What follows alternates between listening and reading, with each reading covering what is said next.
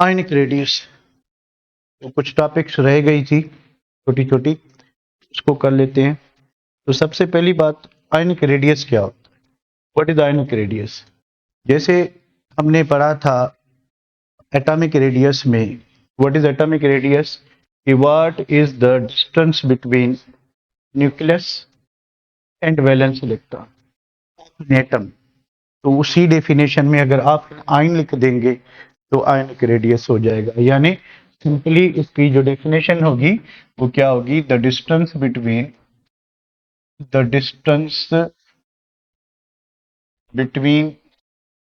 Nucleus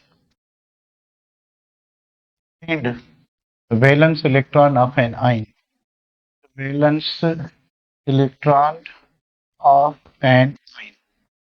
ये किसी भी, ये देखें ये सारे आयन्स हैं, आयन्स का जो न्यूक्लियस है उससे लेके वैलेंस शेल तक, वैलेंस इलेक्ट्रॉन तक डिस्टेंस कितना है, इसको हम कहेंगे आयनिक रेडिया। ठीक है, तो आयनिक रेडिया की डेफिनेशन की बात करें तो डेफिनेशन ये है कि ये जो न्यूक्लियस है, न्यूक्लियस से लेके आखिरी इलेक्ट्रॉन जहां पे है इसमें डिस्टेंस कितना है, ये होगी इसकी डेफिनेशन। कुछ एक दो फैक्ट हैं उसको हम देखते हैं।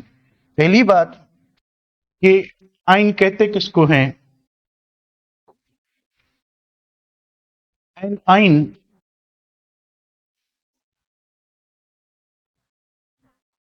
Ion is a charge particle, is a charge particle. कि एक आयन जो होता है उस पे या तो पॉजिटिव चार्ज लगी होती है या फिर नेगेटिव चार्ज लगी होती है। ठीक है, या पॉजिटिव चार्ज होती है या फिर नेगेटिव चार्ज होती है। Let me check the voice. चले, तो बेटा an ion is a charge particle, के आयन के ऊपर चार्ज लगी होती है। आयन जो है वो पॉजिटिव भी हो सकता है, वो नेगेटिव भी हो सकता है। सो आयन जो है आपका, it could be positive, it could be negative. ये डिपेंड करता है कि इलेक्ट्रॉन लॉस किया तो पॉजिटिव आयन बनेगा, इलेक्ट्रॉन गेन किया तो नेगेटिव आयन बनेगा। सो इट डिपेंड्स अपॉन के पॉजिटिव आयन भी हो सकता है, नेगेटिव भी हो सकता है। और जो आपको फैक्ट याद करना है वो ये कि भैया केटाइन जो पॉजिटिव आयन होता है, केटाइन किसको कहते हैं? पॉजिटिव आयन को। ठीक है, positive ion is cation. Cation is always, हमेशा हमेशा स्मॉलर देन, छोटा होता है, स्मॉलर देन पेरेंट एटम। जिस एटम से बनता है देन पेरेंट एटम, यानी जिस एटम से पॉजिटिव आयन बनेगा वो पॉजिटिव आयन छोटा होगा और जो न्यूट्रल एटम होगा जिससे वो बनेगा वो मोटा होगा। यानी अगर आपके पास सोडियम एटम है और आपके पास सोडियम आयन है तो सोडियम आयन क्या होगा, एटम बड़ा होगा और सोडियम आयन क्या होगा, छोटा। For the same reason an anion, anion किसको कहते हैं? नेगेटिव आयन को। एनाइन यानी negative ion is always bigger than, always bigger than its neutral atom, its neutral atom। के जो एक एनाइन होता है वो साइज में बड़ा होता है। फॉर एग्जांपल अगर आपके पास क्लोरीन एटम है और आपके पास क्लोरीन एनाइन है, क्लोराइन क्लोरीन एनाइन जो है वो क्या होगा, न्यूट्रल एटम से बड़ा होगा। क्यों बड़ा होगा, क्यों छोटा होगा, वो मैं आपको बताऊं। अब यहाँ पे सिचुएशन ये है कि इसके पास प्लस माइनस 11 चार्जेस, इसके पास -10 प्लस 11 चार्जेस। ठीक है, इसके पास प्लस माइनस 17 चार्जेस, इसके पास -18 प्लस 17। थोड़ा गौर करें, while moving from sodium atom to sodium ion, positive charge जो है इलेक्ट्रॉन की कंपैरिजन में बढ़ गई है, एक प्रोटॉन एक्स्ट्रा है as compare to the electron. तो अब ये न्यूक्लियस होता है जो इलेक्ट्रॉन को क्या करता है, अपनी तरफ खींचता है। तो न्यूक्लियस में जितने पॉजिटिव चार्जेस बढ़ेंगे उतनी फोर्स बढ़ेगी। इस वजह से जो केटाइन होता है वो छोटा होता है। एनाइन में क्या हो रहा है कि इलेक्ट्रॉन बढ़ गए, यानी न्यूक्लियर चार्ज एक कम हो गई। ठीक है, तो न्यूक्लियर चार्ज कम होने से इलेक्ट्रॉन जो नया आएगा उसको ऑलरेडी प्रेजेंट इलेक्ट्रॉन रिपेल करेंगे, तो साइज क्या हो जाएगी, बढ़ जाएगी। ठीक है, यहाँ पे अट्रैक्टिव फोर्स बढ़ती है, यहाँ पे रिपल्सिव फोर्स बढ़ती है। ठीक है, ये बात समझ आ गई तो मैं आगे बढ़ूँ। Have you got the point? Have you got the point? Okay, Benazir, Noor, okay Laiba, have you got it? Next thing is what is iso electronic ion? What is iso electronic iso electronic ion? ये क्या होता है? Definition simple है, an ion या the ions, क्योंकि एक से ज्यादा होते हैं, द आइंस हैविंग क्या होना चाहिए, same same number of electrons. अगर आइंस के पास एक जैसे इलेक्ट्रॉन्स हैं, एक जितने इलेक्ट्रॉन्स हैं, तो इनकी इलेक्ट्रॉनिक कॉन्फ़िगरेशन सेम हो। ठीक है, electrons are having same electronic configuration, same electronic configuration are called इनको कहते हैं आइसो इलेक्ट्रॉनिक आइंस। अब आइसो का मतलब होता है सेम, आइसो का मतलब है सेम। ठीक है, electronic means electrons.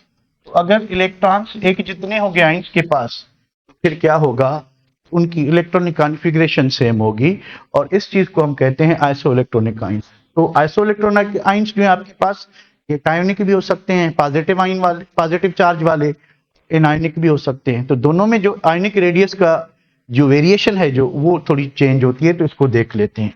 In case of in cationic, यानी जो पॉजिटिव आइंस होंगे, पॉजिटिव आइंस होंगे कौन से, in cationic iso electronic ions, iso electronic ions. अगर हमारे पास पॉजिटिव आइसो इलेक्ट्रॉनिक आइंस हैं जिन पे पॉजिटिव चार्ज होगी, तो आयनिक रेडियाई जो है, ionic radii decreases decreases in the same period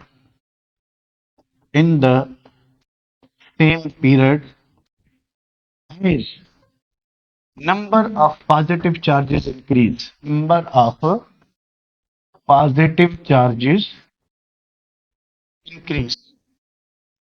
ठीक है, जितनी जितनी पॉजिटिव चार्जेस बढ़ती जाएंगी, तो पीरियड के अंदर मूव करते हुए आयन का जो रेडियस है वो छोटा पड़ता जाएगा। फॉर एग्जांपल, अगर आपके पास ये सोडियम आयन है +1 चार्ज, तो मैग्नीशियम आयन इससे छोटा होगा विथ +2 चार्ज, एल्यूमिनियम आयन इससे छोटा होगा +3 चार्ज।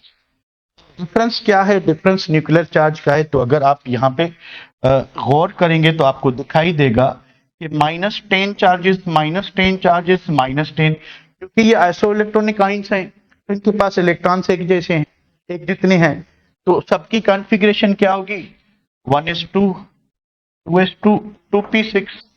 ठीक है, सेम होगी, सेम होगी। ठीक है, प्रोटॉन सब में डिफरेंट है। इसके पास 11 चार्जेस, इसके पास 12 चार्जेस, इसके पास 13 positive charges.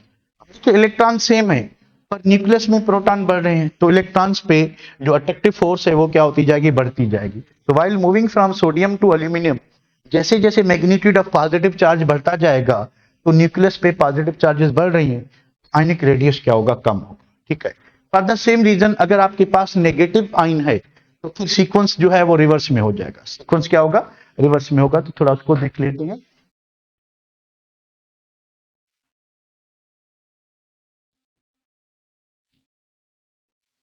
In the same period, in the same period, अगर आप एक पीरियड में मूव करते हैं left to right, anionic, the anionic radius of isoelectronic ions,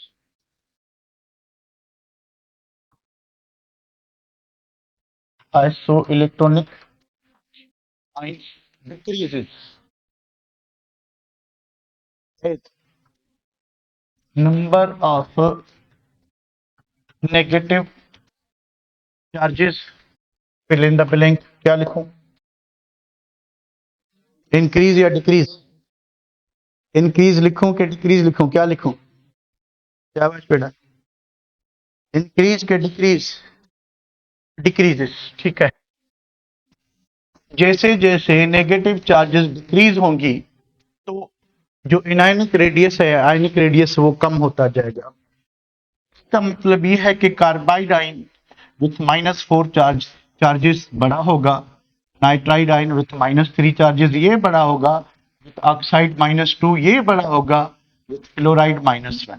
ठीक है, सो जैसे जैसे नेगेटिव चार्ज कम हो रही है, ठीक है, तो आप देखेंगे हो क्या रहा है असल में, सारे आइसो इलेक्ट्रॉनिक आइंस हैं, all have 10 electrons, all have 10 electrons, 10 electrons, 10 electrons, ठीक है। सब में प्रोटॉन का फर्क है, ठीक है।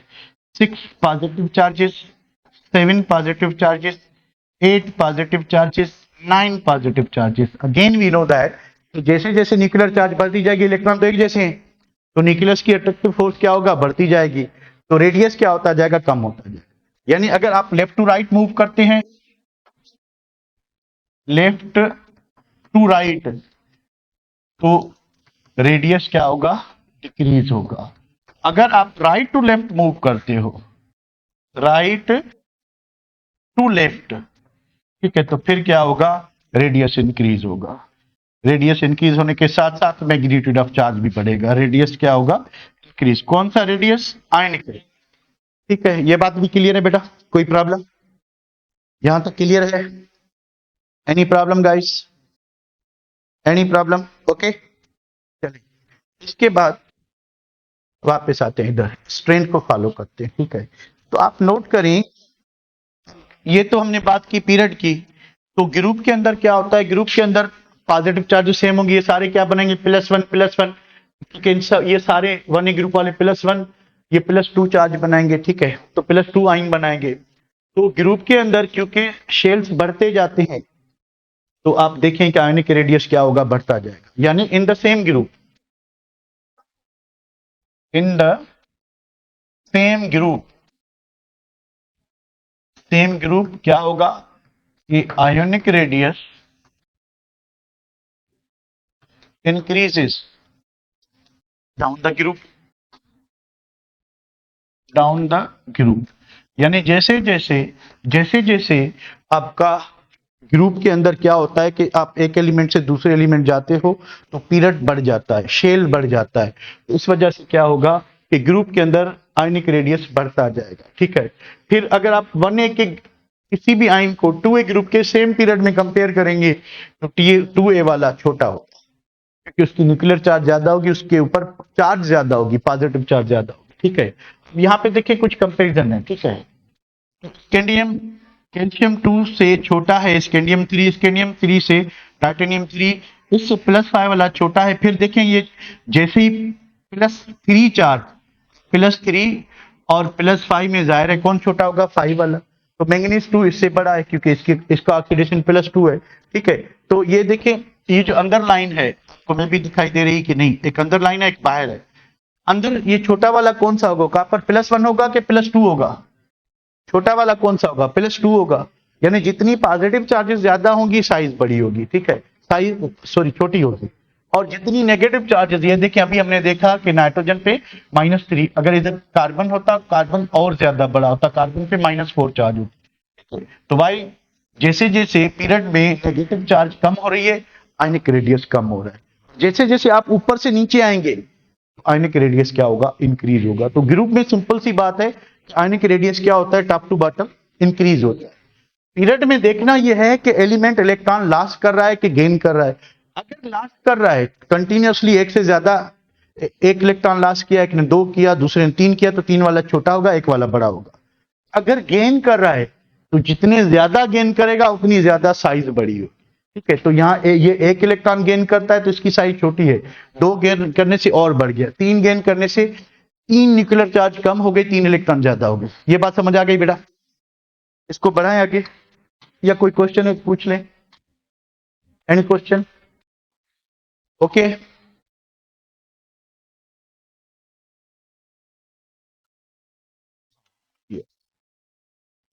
ये देखो रिएक्टिविटी का आर्डर, देखिए रिएक्टिविटी आर्डर पीरियड 3 है, ठीक है। पीरियड 3 जो है आपका जो फर्स्ट एलिमेंट है वो सोडियम, मैग्नीशियम, एल्यूमिनियम, फिर silicon, phosphorus, kilo sorry phosphorus के बाद सल्फर, ठीक है। देखिए ये जो दो एलिमेंट हैं, ये तीन एलिमेंट, ये मेटल्स हैं। ये क्या चीज है? मेटल्स। मेटल्स आपको थोड़ा सा ध्यान में आना चाहिए कि जो मेटल की जो रिएक्टिविटी होती है, रिएक्टिविटी ऑफ मेटल्स, अगर आपके पास मेटल्स हैं, ठीक है, वो inversely proportional to ionization potential, directly proportional to material character, electropositivity. यानी लेफ्ट टू राइट, क्योंकि हम लेफ्ट टू राइट मूव करें तो left to right ionization potential जितना कम होगा उतना मेटल कैरेक्टर या इलेक्ट्रोपॉज यानी इलेक्ट्रॉन देने की एबिलिटी ज्यादा होगी। तो सबसे ज्यादा किसके पास होगी? सोडियम।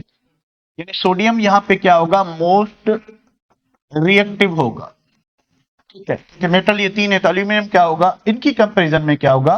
लीस्ट रिएक्टिव होगा, ठीक है।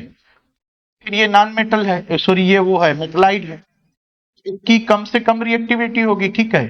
जो नॉन मेटल्स की रिएक्टिविटी होती है, ठीक है, उसकी नॉन मेटल्स की, तो नॉन मेटल्स की जो रिएक्टिविटी होती है उसके डिफरेंट फैक्टर्स हैं। नॉन मेटल्स की रिएक्टिविटी डिपेंड करती है directly proportional to electron affinity, electron लेने की कितनी एबिलिटी है, इलेक्ट्रोनेगेटिविटी अपनी तरफ इलेक्ट्रॉन खींचने की कितनी एबिलिटी है, वो लेफ्ट टू राइट इंक्रीज होती है। वो left to right, metallic character कम होता है तो मेटेलिक कैरेक्टर कम होने से रिएक्टिविटी भी क्या होगी? कम होगी, ठीक है। लेफ्ट टू राइट क्या होता है कि लेफ्ट टू राइट का जो नॉन मेटेलिक कैरेक्टर या जो ऑक्सीडाइजिंग पावर है, नॉन मेटल ये जो इलेक्ट्रॉन एफिनिटी है, it is measure of what? Oxidizing power, ठीक है। ऑक्सीडाइजिंग पावर पे डिपेंड है। तो ऑक्सीडाइजिंग पावर जो है वो किसका ज्यादा होगा? जितना आप लेफ्ट टू राइट जाएंगे। लेफ्ट टू राइट जाने से क्या होता है? साइज कम होती है, छोटकू छोटकू छोटकू छोटकू और छोटकू, ठीक है। तो जितना इलेक्ट्रॉन न्यूक्लियस के नजदीक आएंगे उतनी जो इलेक्ट्रॉन कैचिंग पावर है, इलेक्ट्रॉन एफिनिटी है, इलेक्ट्रोनेगेटिव बढ़ती जाएगी। अगर आप इस साइड पे आएंगे तो फिर कम होती जाएगी। कम होती जाएगी तो इलेक्ट्रॉन देने की एबिलिटी बढ़ेगी, अगर बढ़ती जाएगी तो इलेक्ट्रॉन लेने की। तो लेफ्ट टू राइट सेंटर से अगर 4 ग्रुप से आगे जाते हो तो नॉन मेटल की रिएक्टिविटी बढ़ेगी, यानी रिएक्टिविटी पहले जो है सिलिकॉन तक क्या होगी? डिक्रीज होगी। फिर सिलिकॉन से आगे फास्फोरस से क्लोरीन तक क्या होती जाएगी? इंक्रीज, क्योंकि इलेक्ट्रोनेगेटिविटी और क्या बढ़ रहा है? इलेक्ट्रॉन एफिनिटी बढ़, उस वजह से। इसको एक नजर, कोई सवाल हो तो पूछ लें। मेटल की reactivity inversely proportional to ionization potential, non metal की reactivity directly proportional to electron affinity and electronegativity. एक ionic radii do not depend upon the loss और गेन ऑफ इलेक्ट्रॉन। नहीं, बिल्कुल डिपेंड करता है लॉस और गेन पे। एक ही ग्रुप के अंदर तो जो है एक एक जितने इलेक्ट्रॉन ही लॉस करेगा या गेन करेगा, तो इसको सेव करते हैं बेनजीर एक ही ग्रुप में। एनी क्वेश्चन इसमें बेटा? Metal has less IP but more reactive. हाँ, तो मेटल में कौन ज्यादा होगा? जितना लेफ्ट साइड पे देखें, मेटल की जो रिएक्टिविटी है पीरियोडिक टेबल में लेफ्ट टू राइट बढ़ती है और फिर टॉप टू बॉटम बढ़ती है। यानी रिएक्टिविटी ऑफ मेटल जो है, रिएक्टिविटी ऑफ मेटल इस तरह से इंक्रीज होती है, लेफ्ट टू राइट भी इंक्रीज होती है, फिर टॉप टू बॉटम भी क्या होती है? मेटल की इंक्रीज होती है। फिर नॉन मेटल की कैसे होगी? इधर से वो इस तरह से ऊपर जाए, ठीक है। तो नॉन मेटल की रिएक्टिविटी बढ़ती जाएगी, लेफ्ट टू राइट जाए और जितना ऊपर जाए, यानी राइट साइड वाले एलिमेंट जो है वो ज्यादा नॉन मेटेलिक होंगे, इलेक्ट्रॉन लेंगे। लेफ्ट साइड वाले जो नीचे वाले एलिमेंट है वो ज्यादा मेटेलिक होंगे, ठीक है बेटा। चलिए इसको आगे बढ़ाते हैं। इसके बाद हम ट्रेंड करते हैं मेल्टिंग और बॉइलिंग पॉइंट को।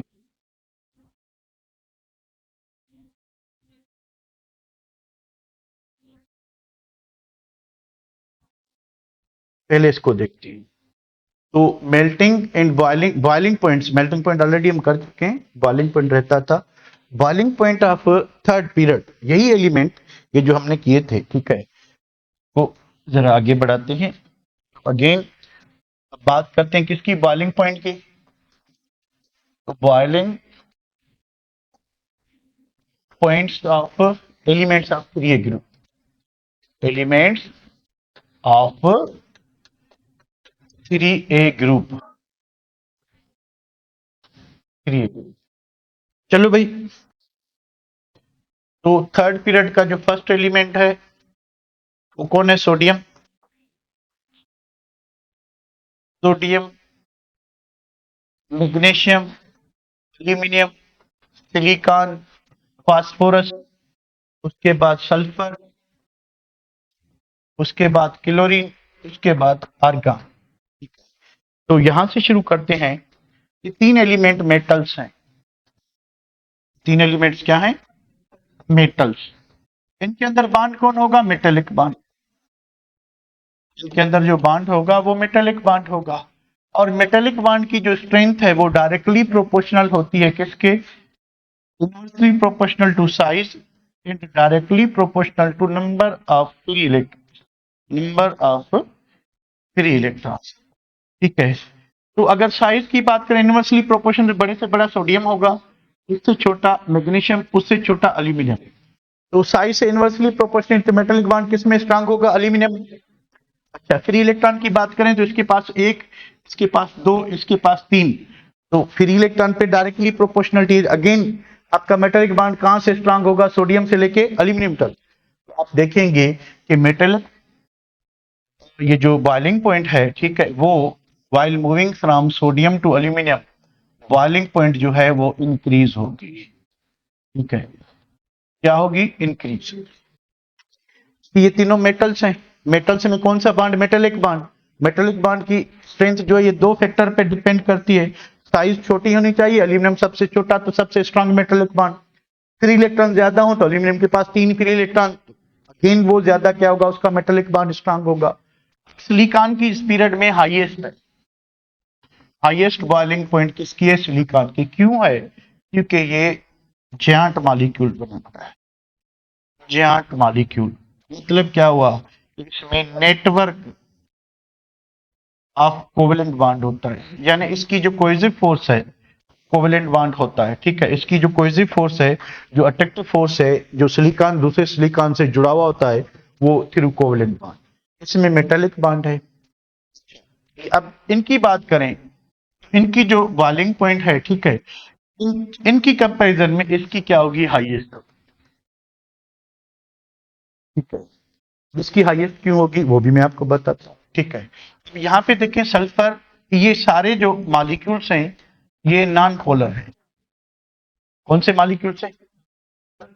नॉन पोलर किसको कहते हैं? जिसमें चार्जेस ना हो, क्योंकि एक ही एटम के बने हुए हो। तो अकेले एटम का बना हुआ है 2 क्लोरीन, यानी सेम एटम है, 8 सल्फर। और ये नॉन पोलर मॉलिक्यूल्स में अगर आपको पता हो तो लंडन डिस्पर्शन फोर्स होती है। नॉन पोलर मॉलिक्यूल में क्या होता है? लंडन डिस्पर्शन फोर्स होती है।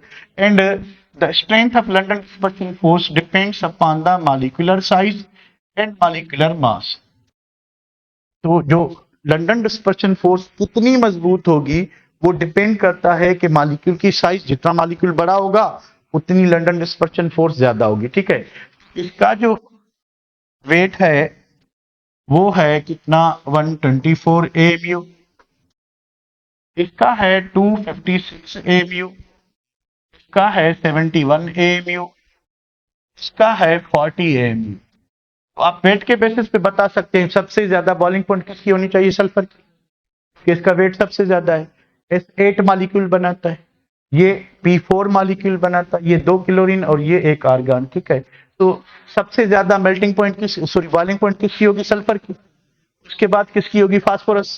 उसके बाद क्लोरीन, उसके बाद आर्गन। चलिए मैं आपको इधर दिखाता हूं। ये तो समझने की बात थी। तो सोडियम की कितनी? 1156। पहले 3 तक बढ़ेगी ना, एल्यूमिनियम तक। मैग्नीशियम की कितनी? 1316। एल्यूमिनियम की कितनी? 27। सबसे ज्यादा मैंने आपको बताया किसकी ज्यादा? मेटलाइट। कौन? सिलिकॉन की। उसके बाद नॉन मेटल में सबसे ज्यादा किसकी बताई? सल्फर की। क्यों? कि वो S8 मॉलिक्यूल बनाता है। क्यों? ये P4 बनाता है सेकंड पे इसकी। ठीक है, कम से कम आर्गन की, इसका मास कम है। ये ठीक है, इसका मास कम है तो इसकी केल्विन में है, ये यानी सेंटीग्रेड में माइनस में हो जाएगा। ठीक है, तो यहां तक कोई दिक्कत बेटा? कि यहां से यहां तक जो चेंज है, क्योंकि ये मेटल है तो इनमें मेटेलिक बॉन्ड होता है, तो मेटेलिक बॉन्ड की स्ट्रेंथ बढ़ती जा रही है। फिर इसमें जांट मॉलिक्यूल है, इसका अपना हिसाब किताब है। इसमें जो रेगुलरिटी तो नहीं है, पर इसमें क्योंकि मॉलिक्यूल्स बना रहे हैं, ठीक है, तो मॉलिक्यूल्स में जो अट्रैक्टिव फोर्स है वो लंदन डिस्पर्शन फोर्स है, और लंदन डिस्पर्शन फोर्स का जो मैग्नीट्यूड है वो इनके मास पे और साइज पे डिपेंड करता है। तो मास किसका ज्यादा है? सल्फर का, इस वजह से सल्फर। इसमें कोई इसमें कोई बेटा problem?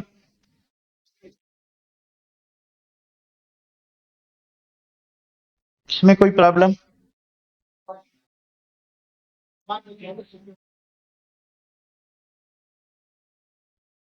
We are talking about period 3 elements. इसमें कार्बन कहां से आया?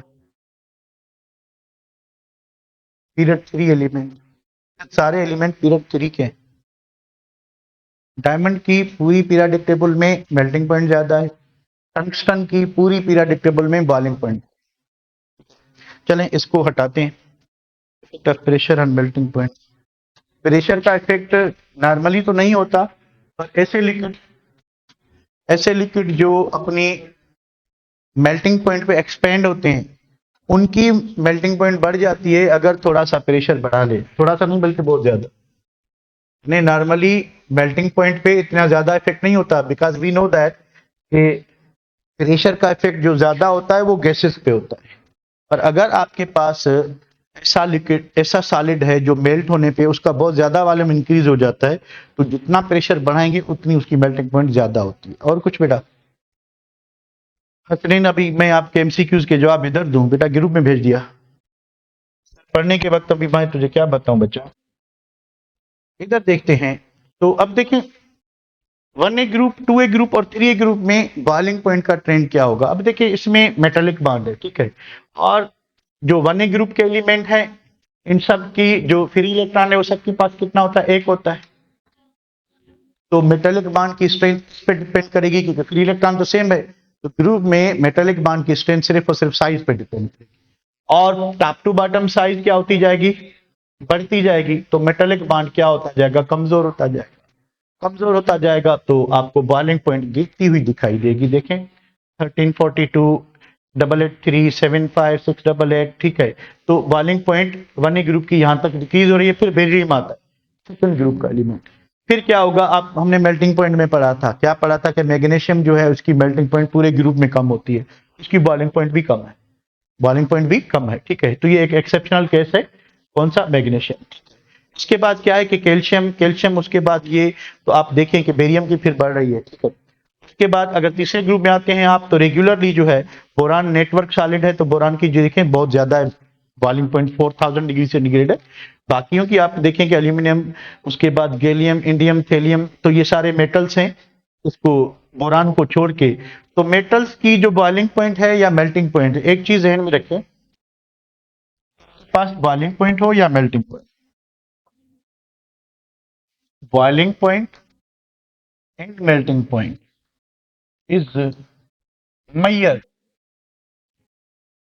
of cohesive forces कि attractive forces कितनी strong है, cohesive forces, ठीक है। कि boiling point और melting point it is measure of what?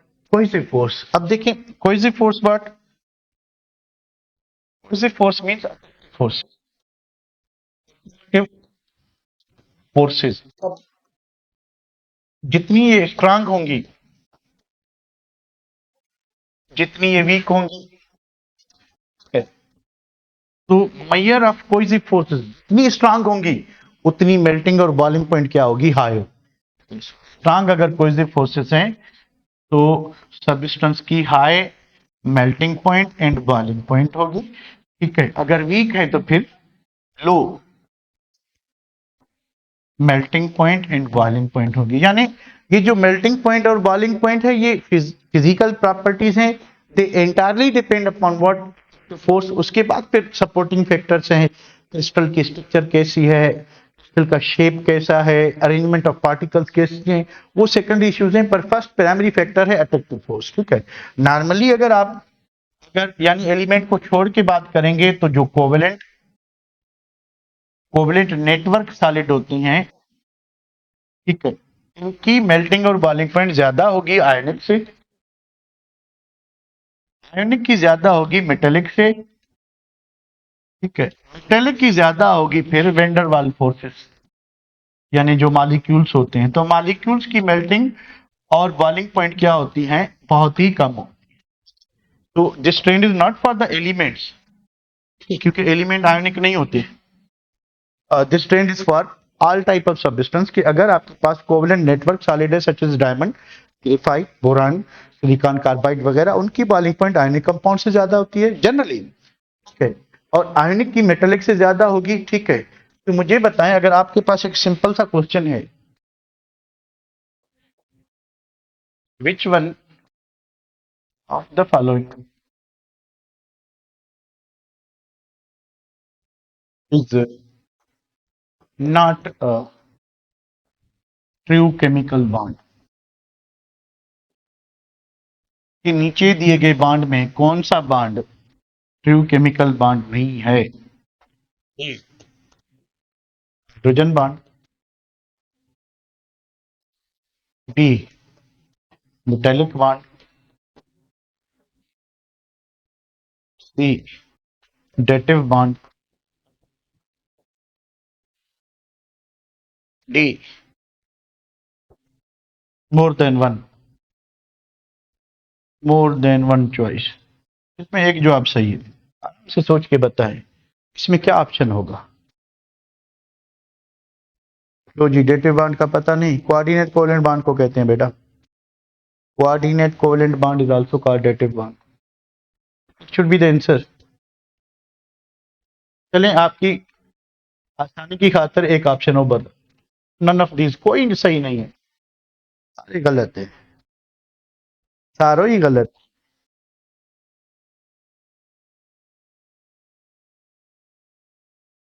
कोई रहे, कोई नहीं, none of these, none of these metallic bond, so this and the option is D, एक से ज्यादा। Metallic bond is also a interaction, it is not a true chemical bond. देखिए, जब metal metal के साथ जुड़ा होता है तो ना वो इलेक्ट्रॉन लॉस करता है, ना गेन करता है, ना शेयर करता है। बॉन्ड हमेशा इलेक्ट्रॉन लॉस, गेन से या शेयर से बनता है। तो तीन ही बॉन्ड हैं true chemical bond, ionic bond, covalent bond, coordinate covalent bond. इनके अलावा हाइड्रोजन बॉन्ड, बनाना बॉन्ड, जो भी बॉन्ड आपको नाम याद आए वो सारे क्या होंगे, इंटरेक्शन होंगे। ठीक है बेटा, इसको आगे बढ़ाते हैं। ये जो अपना सिलेबस था पीएमटीसी का वो पहले पूरा हो चुका था, थोड़ा सा एक्स्ट्रा करते हैं।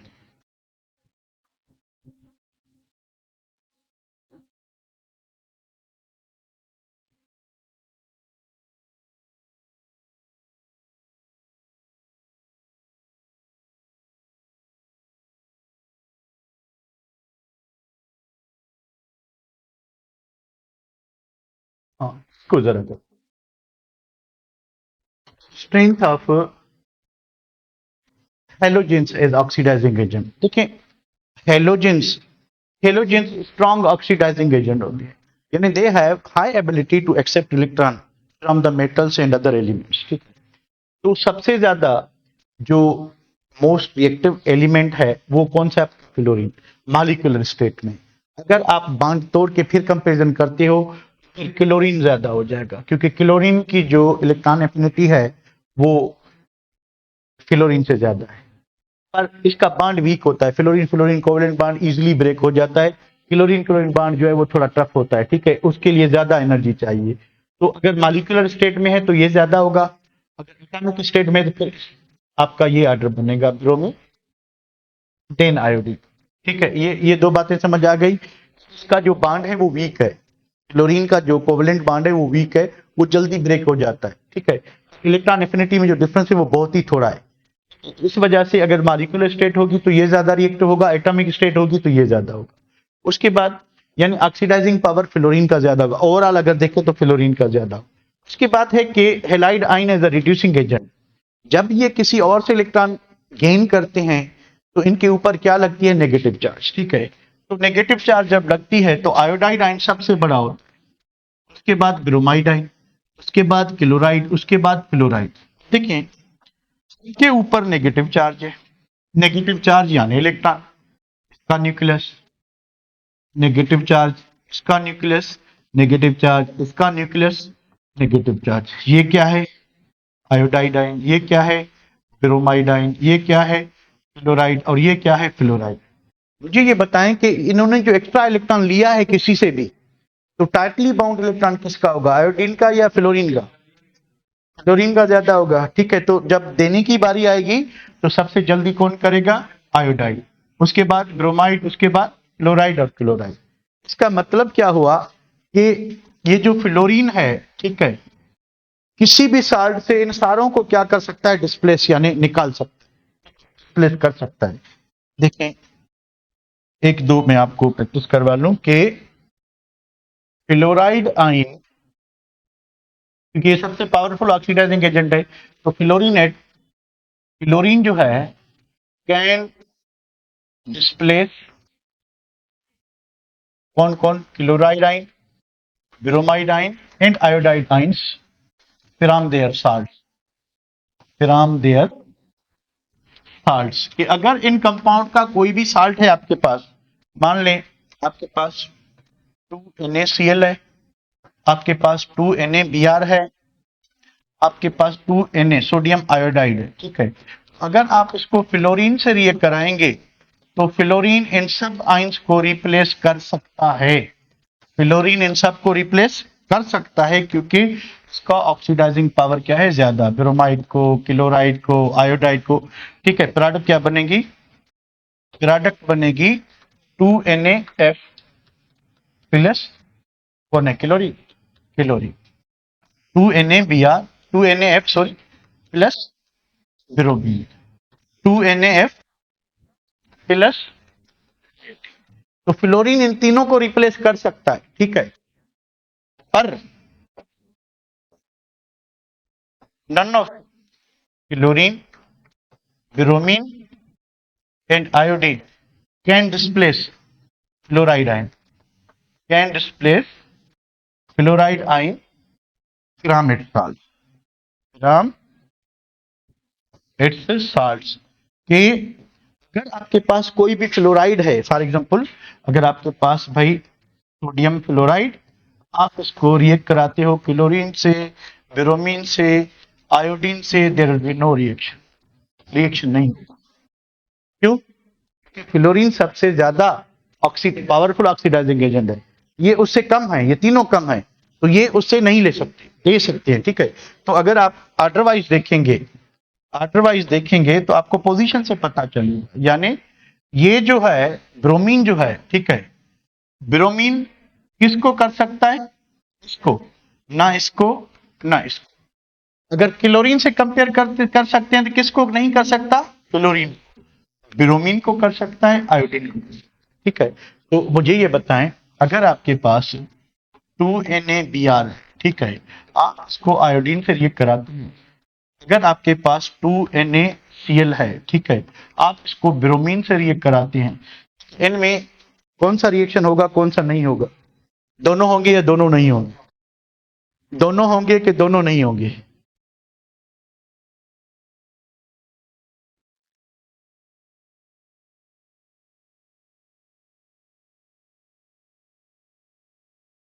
दोनों होंगे, दोनों नहीं होंगे। देखिए, पहले में क्या है? ब्रोमीन। ब्रोमीन आयोडीन को रिप्लेस कर सकता है, आयोडीन ब्रोमीन को नहीं। यानी ये जो आपका क्या कहते हैं, जिस पोजीशन में एलिमेंट है वो अपने राइट वाले को डिस्प्लेस कर सकता है। आयोडीन के आगे कुछ है? नहीं है। ब्रोमीन के आगे क्या है? आयोडीन। आयोडीन को ब्रोमीन रिप्लेस कर सकता है, आयोडीन नहीं कर सकता। तो पहला तो ये गलत हो गया। उसके बाद क्या है? क्लोरीन। क्लोरीन ब्रोमीन और आयोडीन को रिप्लेस कर सकता है, लेफ्ट वाले को नहीं कर सकता, ठीक है। तो अब साल्ट किसका है? क्लोरीन का। रिप्लेस कौन कर रहा है? ब्रोमीन। तो ब्रोमीन क्लोरीन को नहीं, ब्रोमीन किसको कर सकता है? आयोडीन। जाएं भाई, आज के लिए काफी है, जाएं खेलें। कोई क्वेश्चन हो तो पूछ ले। Ionization energy of nitrogen is more than oxygen.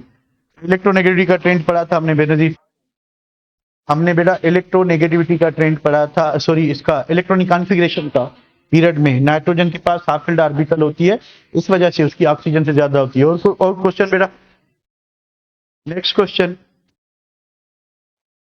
Next, anybody else? Question है, पूछते जाएं बेटा, पूछते जाएं, पूछते जाएं।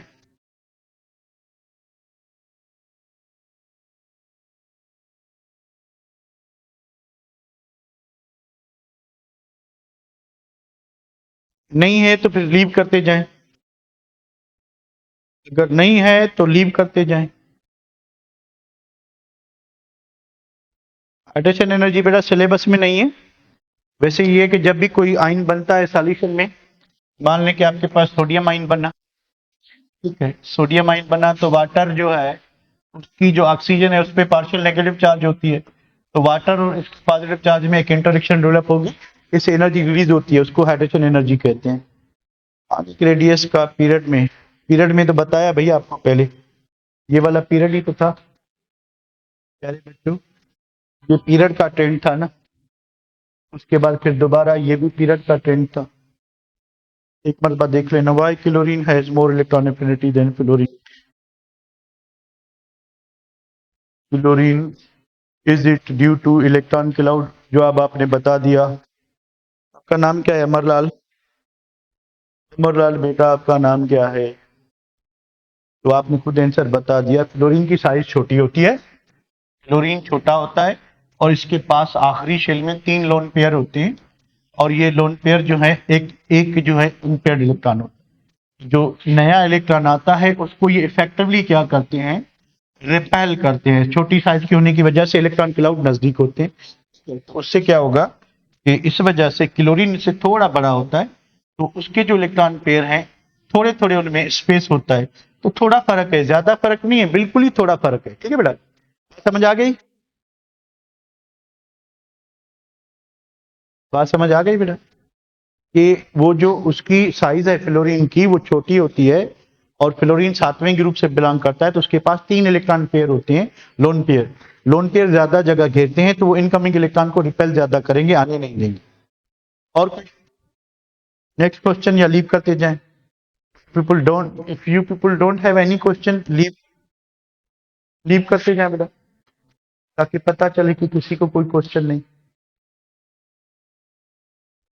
किससे डायरेक्टली? मेटल्स की रिएक्टिविटी मेटेलिक कैरेक्टर पे डिपेंड करे। मेटेलिक कैरेक्टर है क्या, पहले थोड़ा इस चीज को देखें। Metallic character is ability of metal to lose electron easily.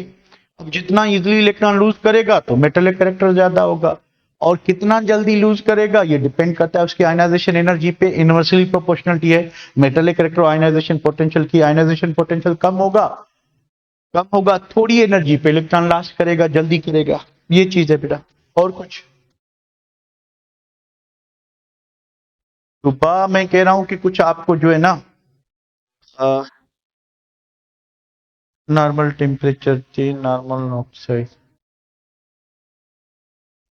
Temperature का रोल मे भी हो, पर उसमें ऑक्सीजन की परसेंटेज और कंसंट्रेशन का रोल होता है। तो आपको थोड़े से मैं कहता हूं कि क्लोरीन के, सोडियम हाइड्रोक्साइड के और सल्फ्यूरिक एसिड के रिएक्शंस करवा लूं, even though they are not in the course, ये है नहीं, फिर भी थोड़ा सा जो है ना वो एक्स्ट्रा करवा लेते हैं, क्योंकि इनऑर्गेनिक केमिस्ट्री में यही चीज बचती है, तो ये करवा लेते हैं, कोई इशू नहीं है।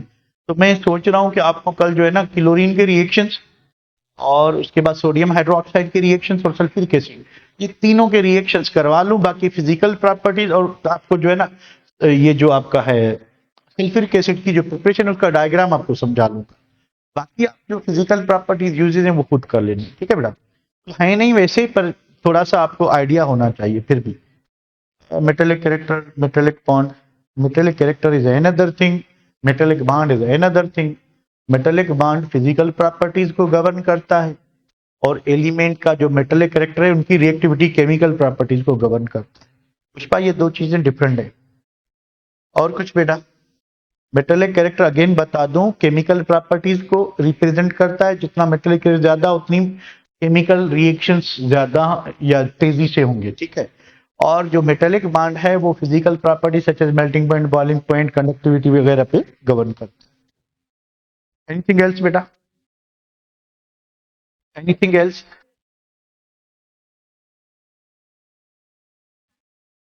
हाँ थोड़ा कम कंडक्टर